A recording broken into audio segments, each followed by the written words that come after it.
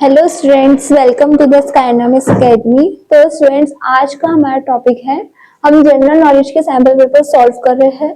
तो ठीक है, प्रीवियस हमने कुछ क्वेश्चंस कवर अप करे थे, तो अब हम नेक्स्ट क्वेश्चंस कवर अप करते हैं। ठीक है स्टूडेंट्स, तो आज का हमारा फर्स्ट क्वेश्चन है, inner planet move dash and have a dash period of revolution. ठीक है, जो इनर प्लेनेट्स है उसका मूवमेंट बताना है हमें, ठीक है, और उसका एक पीरियड ऑफ रेवोल्यूशन हमें यहाँ पे बताना है। तो ऑप्शन है faster, shorter, slowly, longer, rapidly, stagnant, slowly या शॉर्टर। तो जो इनर प्लैनेट मूव करता है वो कैसे करता है आपका? फास्टर, ठीक है, और जो उसका रिवॉल्यूशन होता है वो होता है shorter period of revolution.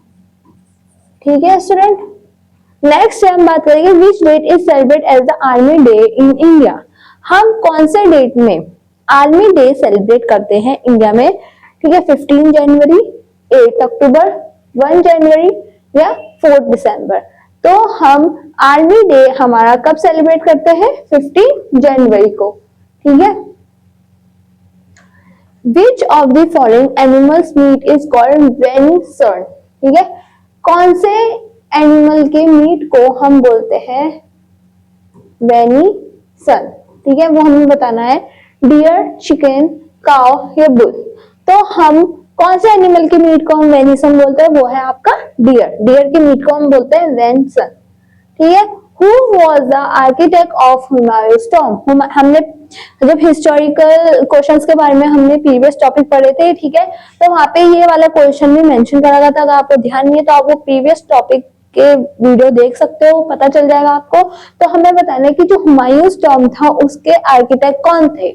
Ustad Ahmad Lahori, Mirza Geass, Sher Shah Suri या बेगा बेगम। तो आर्किटेक्ट जो हुमायूं टॉम्ब के थे वो थे आपके Mirza Ghiyas. Okay students, next है the first female recipient of the Ashoka Chakra is.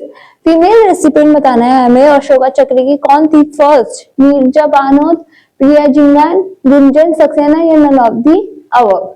तो फर्स्ट फीमेल रेसिपेंट थी आपकी अशोका चक्र की मिर्जा बनोद, भानोद। ठीक है, ये फर्स्ट रेसिपेंट थी आपकी अशोका चक्र की। Who was the main objective of the Kheda सत्याग्रह? ठीक है, खेड़ा सत्याग्रह का मेन ऑब्जेक्टिव क्या था वो हमें बताना है।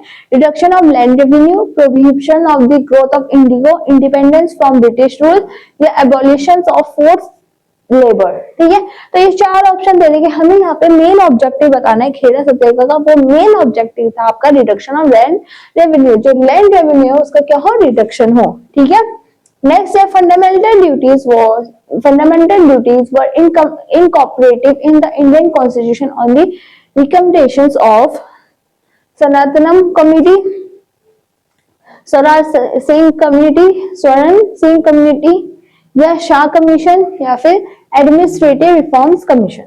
तो क्या उनका जो फंडामेंटल ड्यूटीज थी वो इनकॉर्पोरेटेड इन इंडिया में, तो वो उनका रिकमेंडेशंस क्या था? ठीक है, वो बताना है हमें।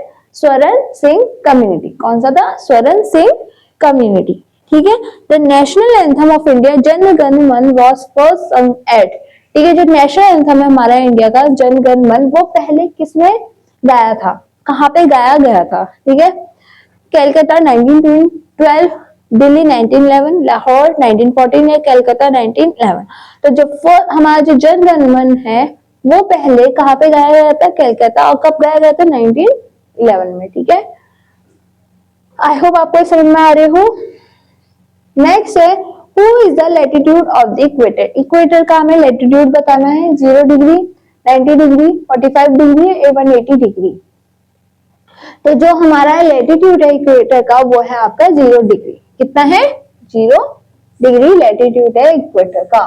Okay student, Which of these is not included as a fundamental right in the India Constitution? इन चारों ऑप्शन में से कौन से चीज है जो इन हमारे राइट्स में इंक्लूडेड नहीं है? ठीक है, right to freedom of speech, right to equality before the law, right to constitution remedies या right to equal wages for equal work. ठीक है।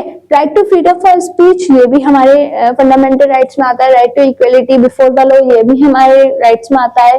राइट टू कॉन्स्टिट्यूशन रेमेडीज ये भी हमारे राइट्स में आता है। जो एक चीज है जो हमारे फंडामेंटल राइट्स में नहीं आते हैं वो है आपके right to equal wages for equal work. ठीक है।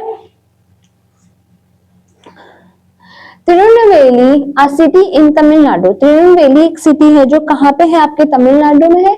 Is known by the nickname, अब जो ये सिटी है उसका एक निकनेम भी है। ठीक है, वो कौन सा निकनेम दे रखा है वो हमें देखना है। Oxford city of south India, golden city of India, city of nawabs या पेरिस ऑफ द ईस्ट। ठीक है, जो तिरुनेलवेली है वो आपकी उसका जो निकनेम है तमिलनाडु की जो सिटी में सिचुएटेड है उसका जो निकनेम है वो है आपका Oxford city of south India. एक ऑक्सफोर्ड आपका यूएसए में भी है, तो वहां पे इसको क्या बोला जाता है तमिलनाडु में, Oxford city of south India.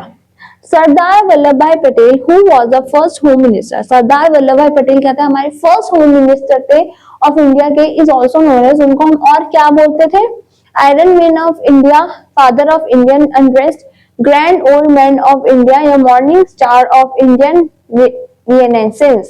ठीक है, तो सरदार वल्लभ भाई पटेल को हम एक और चीज बोलते थे वो था आयरन मैन ऑफ इंडिया। ठीक है स्टूडेंट। नेक्स्ट है the border between India and Pakistan is called, हम जो बॉर्डर है इंडिया और पाकिस्तान का उसको हम क्या बोलते हैं, Radcliffe line, Durand line, McMahon line या मैग्नॉट लाइन। ठीक है, तो हम क्या बोलते हैं इंडिया पाकिस्तान के बॉर्डर को, हम बोलते हैं Radcliffe line. Spices board of India comes under which of the following ministers, minister of home affairs, minister of external affairs, minister of commerce and industry, minister of agriculture and farmers welfare.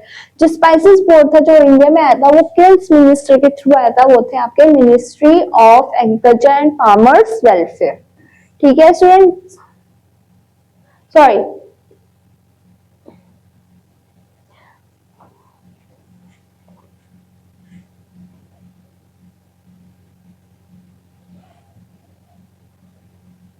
एक हमारे question पढ़ते हैं, spices board of India comes under which of the following ministers, ministry of home affairs, ministry of external affairs, ministry of commerce and industries, ministry of agriculture and farmers welfare. तो spices of India वो कौन से minister के अंदर आता है, वो है आपका ministry of commerce and industry. ठीक है। Electrical iron, electric iron was invented by and he was from. ठीक है, इलेक्ट्रिक आयरन जो था वो किसने इन्वेंट करा था और कहाँ पे इन्वेंट, और वो जिसने इन्वेंट करा था वो कहाँ से बिलोंग करता था वो हमें बताना है। H W. Seeley USA, William Siemens Germany, Thomas Alva Edison USA, William Sturgeon England. ठीक है, तो जो इलेक्ट्रिक आयरन था वो किसने इन्वेंट करा था, एच.डब्ल्यू. सेले ने। ठीक है, और वो कहाँ पे रहते थे आपके यूएसए में। ठीक है, फिर है how do dolphin detect predators in water. ठीक है, डॉल्फिन कैसे प्रेडेटर्स को डिटेक्ट करते हैं पानी के अंदर। ठीक है, ठीक है, डॉल्फिन को हम कैसे डिटेक्ट करते हैं पानी के अंदर, लेटरल लाइन, एको लोकेशंस, एको लोकेशन से इलेक्ट्रॉनिक रिडक्शंस या वाइब्रेशंस। तो जो डॉल्फिन है उसको हम पानी के अंदर कैसे प्रिडिक्ट करते हैं, कैसे डिटेक्ट करते हैं, किसके थ्रू करते हैं, एको लोकेशन के थ्रू। ठीक है, नेक्स्ट है the tongue performs which of the following function. जो हमारा टंग है वो कौन से फंक्शन को परफॉर्म करता है हमारी बॉडी में, aids in digestion, move food for swelling. ठीक है, swallowing, डिटेक्ट स्टेट्स या ऑल ऑफ द अबव। तो जो हमारा जो टंग है वो क्या चीजें परफॉर्म करती है, ऑल ऑफ द अबव। ठीक है, कैसे, डाइजेशन के लिए। ठीक है, और फिर प्लस हमारा जो खाना है हम उसको अच्छे से निगल पाते हैं। डिटेक्ट टेस्ट, हम टेस्ट भी तो डिटेक्ट करते हैं ना कि सावर टेस्ट आ रहा है या स्वीट टेस्ट आ रहा है, तो वो किसके थ्रू करते हैं, हम टंग के थ्रू होते हैं, क्योंकि टंग में हमारे क्या प्रेजेंट रहते हैं, टेस्ट बर्ड जिसे हम बोलते हैं, जिसके थ्रू हम टेस्ट डिफरेंट डिफरेंट जो चीजें होती है उनका टेस्ट हम समझ पाते हैं। ठीक है, तो ऑल ऑफ दी अबव, सारे आंसर, सारे ऑप्शंस करेक्ट है। नेक्स्ट है whose birth anniversary is celebrated as National Youth Day in India। किसकी बर्थ एनिवर्सरी में हम नेशनल यूथ डे बनाते हैं इंडिया में? राजीव गांधी, स्वामी विवेकानंद, महेश ध्यानचंद या भगत सिंह। तो बर्थ एनिवर्सरी जो इसकी होती है उसमें हम नेशनल यूथ डे बनाते हैं, वो कौन है आपके? Swami Vivekananda ji. Okay, who was the first chairman of planning commission of India? हमें बताना है प्लानिंग कमीशन ऑफ इंडिया के फर्स्ट चेयरमैन कौन थे? Sardar Patel, Jawaharlal Nehru, doctor B R Ambedkar, Lal Bahadur Shastri. तो जो फर्स्ट चेयरमैन थे हमारे प्लानिंग कमीशन के वो थे Jawaharlal Nehru. The stone chariot is a famous monument in Qutub Minar, Red Fort, Hampi या अजंता केव्स।